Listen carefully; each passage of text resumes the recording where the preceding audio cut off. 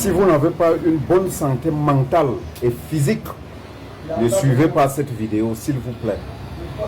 Si vous n'êtes pas mentalement bien portant et physiquement bien portant, moralement bien portant, ne suivez pas cette vidéo. Vous qui lisez les réseaux sociaux, personne ne veut entendre un traître mot positif sur Paul Biya. Parce que tous les Camerounais raisonnent en termes de souffrance. Ils regardent leur quotidien et regardent le quotidien de ceux qui gouvernent et se disent comment est-ce qu'un pays peut être bâti ainsi?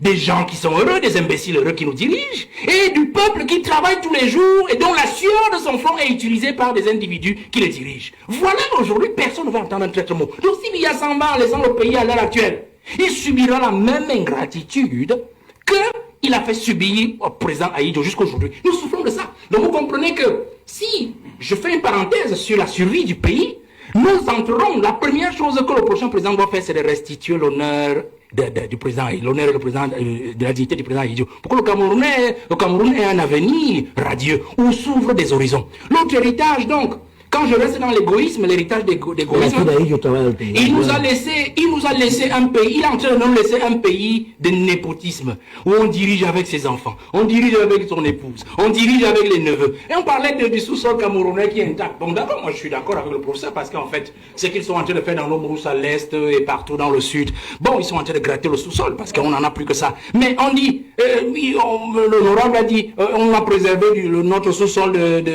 comment dire, de l'appréhension de l'étranger. D'accord, je suis d'accord. Mais notre sous-sol n'est pas préservé des rapaces internes. Suivez seulement tous les contrats qui sont signés au Minmid. C'est le fils de, c'est le neveu de, c'est le neveu de. Et tout ça se ramène au président de la République. On passe par le système de népotisme. Regardez cet héritage d'égoïsme. Il y a des ministres dans ce gouvernement qui sont les ministres de la cuisine du président. La cuisine du président, ça veut dire quoi? Ben, vous avez une femme à la maison, non? Elle a une cuisine, je pense, M. Obama. Alors, vous comprenez très bien. Il y a des ministres qui font du mauvais boulot parce qu'ils savent qu'ils ne doivent rien au Premier ministre. Parce que le Premier ministre n'a jamais proposé, la nomination. Il y a des ministres aujourd'hui qui savent qu'ils sont des ministres du sang de Paul Biya, de la progéniture de Paul Biya. Vous comprenez? Et donc, moi je m'amuse quand je vois des Camerounais surpris, pleurer tous les jours. Tel ministre, on dit les poubelles, tel ministre, on dit les routes, on dit ceci. J'ai dit, mais vous ne comprenez pas quoi? Voilà l'héritage que le président a de nous laisser. Un héritage des hommes de cuisine. Un héritage des hommes de filiation. Alors c'est ça qu'il faut abréger dans la prochaine succession. Je pense encore que lorsqu'on rentre dans cet héritage-là de Paul Biya, l'héritage négatif, l'héritage noir, qu'il faut absolument changer, qu'il faut absolument renverser, il faut rester dans cette logique de Paul Biya qui justement nous laisse un héritage d'un homme dépensier. Dispendieux, un homme qui n'aime pas son pays. Je prends un simple cas, prenez la Suisse, il a passé 49 jours en Suisse, c'était le grand débat d'octobre dernier. 49 jours. Je me souviens en 2012, il y avait des études des journalistes qui montraient que l'année 2012, le président avait mis pratique plus de 250 jours à l'extérieur. À l'hôtel intercontinental. On se pose la question.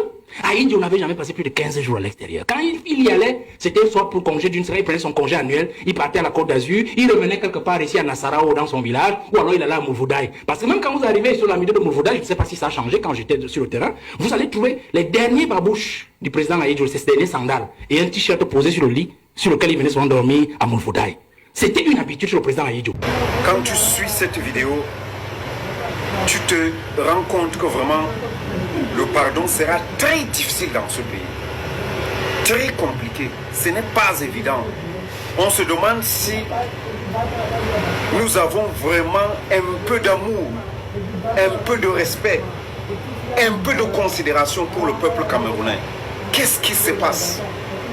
Qu'est-ce qui se passe? Ça, c'est la question qui nous passe toujours dans l'esprit. Le pardon sera vraiment très difficile. Vraiment difficile. C'est écœurant.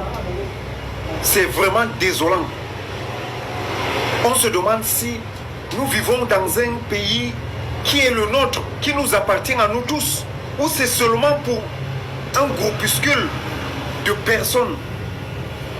Cette vidéo est, je ne sais pas comment dire, mais c'est vexant, c'est choquant en tout cas.